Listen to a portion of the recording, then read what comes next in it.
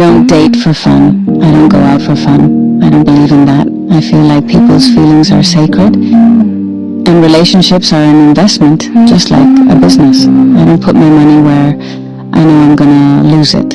So when I'm with somebody, I'm with them for the long run, for a future. And if that scares men away, then so be it. You're not my type. Too many people treat dating like entertainment, forgetting that real people. I love that. I think we need to ask ourselves, why am I dating this person? What is the purpose of this? So when we start treating every choice we make like that, what is the purpose? What do I intend to achieve with this? Not just dating because, oh, they say, one have to date, serial date, just date. What is the essence for which Are they are on the dating? other side of those choices. Every connection costs something. Time, energy, trust. And not everyone is worth that kind of investment. Being intentional doesn't make you intense. It means you know what you want, and you're not afraid to honor it. Casual for some people means careless for others, and I'm not willing to gamble with emotions, mine or yours. I don't want potential confusion or mixed signals. I want clarity, consistency, and direction. If commitment feels like a pressure to someone that tells me they were never aligned with my values, to begin with, I'd rather be alone than involved in something that has no intention of growing into something real. So if my standards scare you, that's not my loss. It just means we were never building toward the same future. Exactly. I love this. See, when you know what you want for yourself, it becomes easier for you to notice what you don't want, even from a mile away. It becomes easier for you to stay away from it. So you don't start second guessing yourself. Could this be it? Is this it? No. Set clear goals for yourself. I agree very much with not playing games with dating. Evaluate before the date and ask yourself, is this a potential future? Yes. Dating is so much work now. It's not so much work. It's still the same thing. You see, I don't know why when we call people to hold themselves accountable or discipline themselves, we tend to view it like it's so much work. Why do we do that? Forgetting the fact that there's a goal at the end of it. There's something we are pursuing. And to get to that goal, we have to make sure we do, all the hard work before we get there. So that when we get there, we don't then start doing the hard work to get. You are a breath of fresh air, bless you. But how do you find out who is worth the investment? You need to start somewhere, and that's a date. Before the date, guys, I don't know if it's just me. The very first conversation I have with people, from there I already know. From the first conversation, that's how my discernment is so high. I've built it to that level. Even in friendship, everything I do in life. Do you get?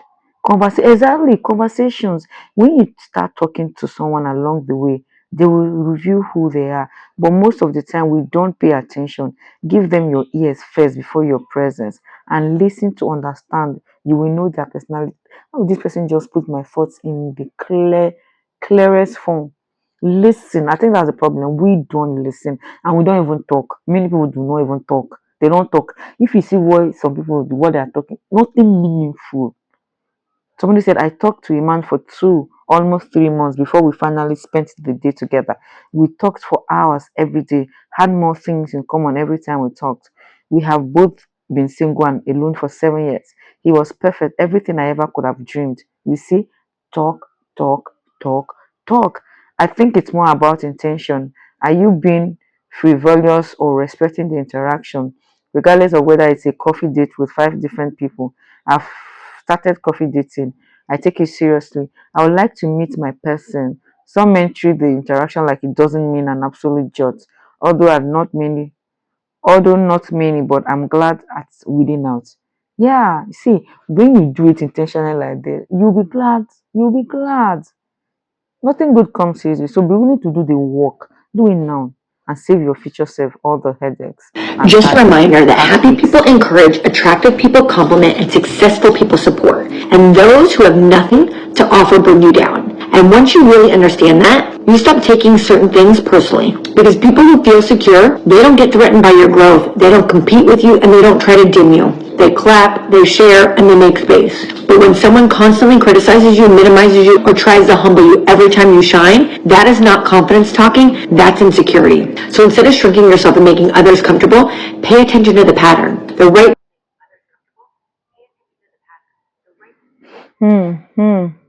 The right people will push you. You see, I hope we're learning from videos like this. There's always something to pick.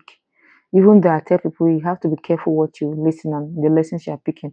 But even the most stupidest person, there's always something to learn from them. In quotes. Do you get?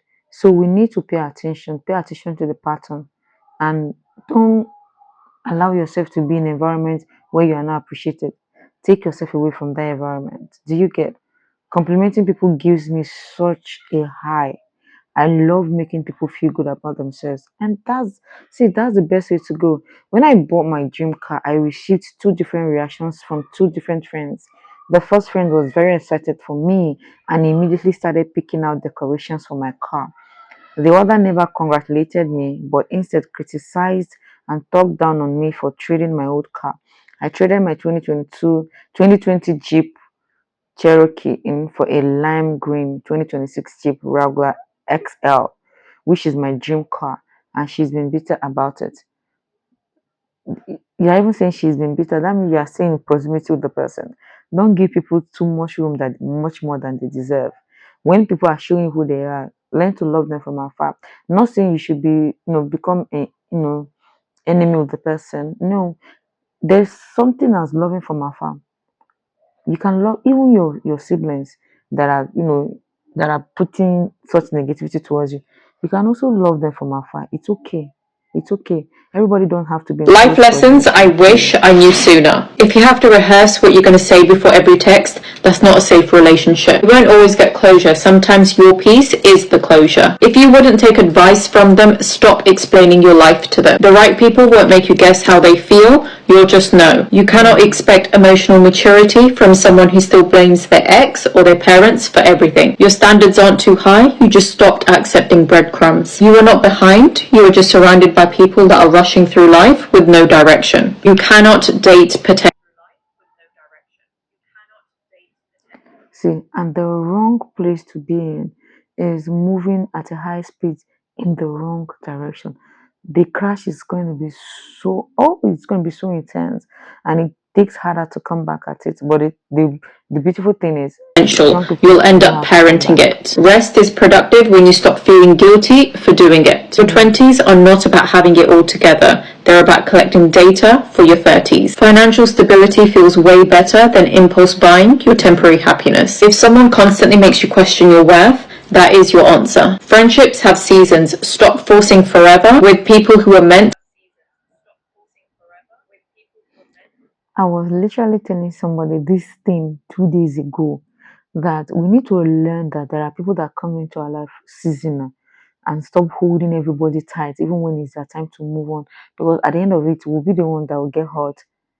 So I love For the a fact that chapter. I said Discipline this will to do more people. for you than any affirmation app ever could. If someone only reaches out when they need something, you are not a friend, you are just a convenience. You can love people deeply and still not want them in your daily life. Not everyone is going to understand your healing era. And that's fine. It's not for them anyway. The bare minimum feels like effort when you're used to being neglected. Stop chasing when you realize what's meant for you does not run. Your future self is begging you to stop dating potential and start choosing peace. You cannot skip the lonely chapters. That's where character development happens. If they talk about everyone else to you, they talk about you to everyone else. You do not need 12 serums. Cleanser, moisturizer, SPF is enough. Spend money on what matters to you, not what TikTok tells you to buy. Your worth.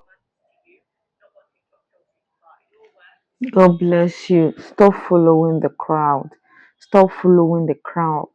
The best gift any woman can give themselves is, self-awareness. When you are self-aware, does not go up or down based upon who chooses you. You are the constant, not the variable. Their apology doesn't mean much if their behavior stays the same, and that goes for you too. The more you trust yourself, the quieter everyone else's opinions become. A red flag does not turn green just because you're lonely. And you will not find success in something that is too small for you. Follow for more life advice. I love. She just stated everything that, you know, if we are able to discipline ourselves into sticking to, it will save us a lot. Somebody said, actually, if you research trauma or just psychology alone, you understand why people blame their parents or their ex for some things. You don't get it, but constantly blaming them all your life. See, when you realize the pattern, you realize that, oh, this trauma happened because of this. That's where your healing is supposed to start. But the problem is, after you realize it, instead of seeking for a solution or seeking for healing, you are still remaining there, still victimizing yourself. Somebody said, notice how you said blames them for some things, and she said blames them for everything. Honestly, trauma can be blamed for a lot of things. You, as this person, is still, victimizing himself. Yes, but that still doesn't change my point. Exactly. See, people like this, there is nothing you ever explain to them that will make sense. They've decided that this is what they want to think and they're going to stick to it. So you are still responsible for your actions. Exactly. You cannot skip the lonely chapter. That's where your character development happens. Of I'm in my lonely chapter right now, and recently took my first solo flight trip as my birthday gift to myself. Character development starts now. Exactly. Allow yourself to grow. People don't even need to be there when you are growing, because it will distract you. Girls, your 20s are crucial. We're oftentimes told that our 20s are for us to play around, mess up, do whatever, live, laugh, love. And I'm here to tell you, your 20s is for you to set your future self up for success. I'm not saying you won't make any mistakes, but the more intentional decisions you make now, the less you have to play cleanup and catch up later on in life. Girls, let's get into the things that I did in my earlier 20s to set myself up for success. Number one, I didn't get pregnant. Because for one, no ring, no babies. I also knew that to get where I wanted to go, I needed to be able to move without having to consider anybody else. When I was broke and I love this. Needing to move without considering anyone else. As a single girl, this is one of the best gifts you give yourself. Don't allow any man to play with your womb. No matter how the package is, no matter how fancy it may look on the internet, don't fall for that. at least I was broke all by myself and I didn't have another mouth to feed. Okay. That freedom allowed me to chase opportunities with no hesitation. Everything that I did was for me. And speaking of me, number two, my earlier 20s was my season of selfishness. I did things that were beneficial for me. I poured into my dreams, my goals, my wants, my needs, and I didn't care how any of the things that I did made anybody else feel. Number three, I was fearless. If I wanted to do something, I did it, even if I'd never seen it be done before. I didn't need a blueprint. I am the blueprint. Okay. I moved out of my parents' house during COVID because I felt like it was the best move for me. If I didn't make that decision, my life would look totally different. And back to that selfish piece, I get DMs all the time of my girls letting me know that they want to move to a new city so bad, but their family depends on them for something. Please listen. Once you leave, they will adjust. Your family will find new. Let me also tell you from another girl that has been in this shoe. Once you move, everybody's going to be all right. You'll be thinking that, oh, without you, they will not be able to survive. It's because you think you are the only choice they have, but they have other options.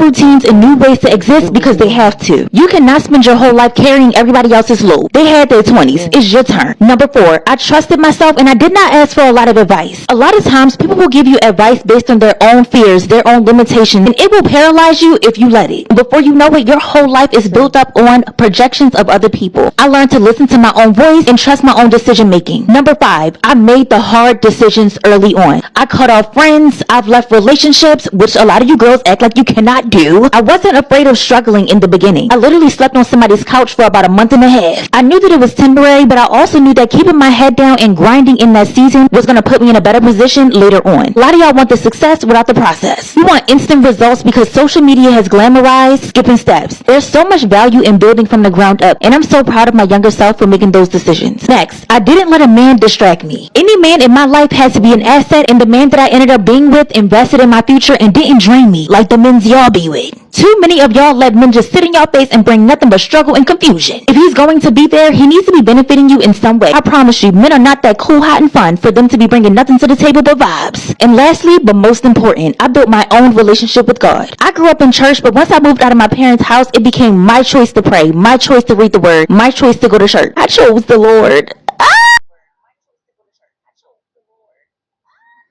Let me tell you, this is going to be the best decision you will ever make. And like you said, yeah, I also grew up, with my mom taking us to church. In fact, she literally used to force us to go to church. But as I became an adult, I saw the importance of it. And it has made my life so much better to the extent that now I wonder how people that don't know God, that don't have Jesus as their personal Lord and Savior, how they are navigating life, especially how the world is turning. And I tell you, the kind of peace I have, despite, the lows I experience, even in the lowest of the lows, I still have peace. I'm not anxious. I don't know what it means to be anxious. I'm not depressed. I have meaningful people around me, people that genuinely want my life to be better, that are pouring into me without expecting anything back. And these are people, friends that I meet from church. Like, church have given me the best humans ever. And I'm not even trying to sweet mouth it. This is literally my life. This is my life. So I would tell anybody any day, find God and hold him so tight, because your life will be better for it. And you see that voice, that Holy Spirit will be talking to you, God directing your path, letting you know this man is a no, don't go near him. And you'll be saved from headaches. I've never been heartbroken, and I'm in my 30s. I don't even know what it means to be heartbroken. I told somebody on a few days ago, and she was amazed. I've never. Do you get? And the thing is, I've been favored in relationship. I've not even had in a relationship I would say, I regret being in this place. I've never had that. Do you get? But yeah, learn to know who you are. Though my life started late, no, I'm a late bloomer, but I still thank the Lord that I found him. Alright, guys, I'll see you in the next video. Don't forget to like and subscribe.